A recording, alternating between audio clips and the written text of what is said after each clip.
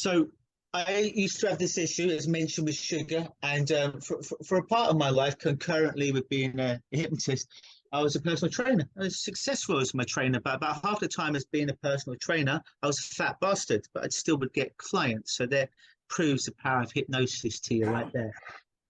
And so I used to tell myself the lie that sugar made me happy, right? I love carbs. So I tell myself the lie sugar makes me happy. So I'd lose 50 pounds, gain 50 pounds. It's like a yo-yo each and every year. I knew what to do. I knew how to train. I knew how to eat, but about half the time I wasn't doing it. So I got sick and tired of this problem. Had it for about 25 years. I'm like, give me a new problem, but I'm fucking bored with this one. Literally, I am bored of having the same problem. Give me something new. But if there is a thing called reincarnation, I don't want to have this problem anymore. So I better fucking deal with it in this life. So the next time I had this sugar urge, I'm walking past Starbucks, didn't have any cravings for sugar at all. Then suddenly I walk past Starbucks and I want one of those venti caramel frappuccinos with the dairy, the caffeine, and the sugar, everything a grown boy needs. So I go in and I'm like, oh, it feels so good. Like I've never done heroin before. I've never done any drug, but I just imagine that first sip of that frappuccino after having no carbs for a while, like fucking heroin entering the system. I could feel it entering my veins, right? Veins. And then first sip was orgasmic. Second sip was pretty good. Third sip was like, all right, I'm done.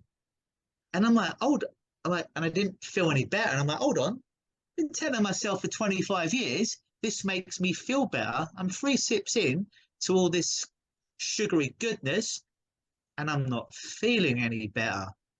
And I'm like, holy shit, it was the moment for me. I've been telling myself this negative belief, this lie that sugar, insert your drug of choice here, makes me feel better. It doesn't. So I stopped. Actually, I didn't. I finished the Frappuccino. But in my mind, I made the connection. I said to myself, the next time I have the urge to consume copious amounts of sugar, I'm going to stop and I'm going to feel whatever it is that I need to feel. Because I realized this sugar wasn't making me feel good. It was numbing me from feeling bad. That's why a lot of my clients come to me is they just numb. They don't want to feel bad anymore. So they numb themselves. The problem is when you numb yourself to the bad feelings, you also numb yourself to the good feelings. Antidepressants is a key to that. Yeah, it may help people bring down the deep lows of depression and stuff like that, but it also brings down you feeling good, you feeling happy, you feeling balanced. So then fast forward about 2 3 weeks later, I'm walking down downtown Toronto near City Hall. It's a it's a Thursday afternoon, it's about 2 o'clock.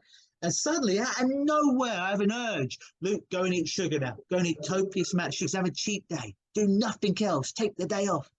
And I felt myself going home and I planned out the Doritos, the Frappuccinos, the hamburgers, the pizza, all this good stuff. And I stopped. I'm like, didn't you make a promise to yourself that next time you had this urge, you were just going to stop and you weren't going to use hypnosis, shamanism to magically make it disappear? You were going to feel it. Whatever the it was, you were going to feel it. And I didn't have a name for it, by the way. I'm like, yeah, all right. So I remember standing there and it was like a proverbial grey cloud over my head. I wanted to run home. I wanted to distract myself. I wanted to feel anything other than this feeling of whatever this dark cloud was. And again, I didn't have a name for it, right? It was just a darkness. I call it a darkness. It's a deep darkness that made me want to cry. It made me want to run home and assume the fetal position and just have carbs to distract myself from feeling. And I sat there and I didn't analyze it with my brain. I didn't think what trauma's causing this. I didn't use a tapping technique, an EMDR, hypnotic suggestion, any of that business. I just felt the semantic sensation inside my body without labeling it. And I just held it, held the feeling. And I knew one thing for sure is no matter how horrible this feeling felt, it was going to pass. Now, I didn't know if it was going to pass in a minute, an hour, 6 hours, but I knew it had to pass. It has to. Every emotion passes. So I remember I timed it. 75 minutes of me holding it there and feeling it and not being distracted that I wanted to watch TV, go and have sex, eat sugar, just feeling the sensation. And after 75 minutes, it went.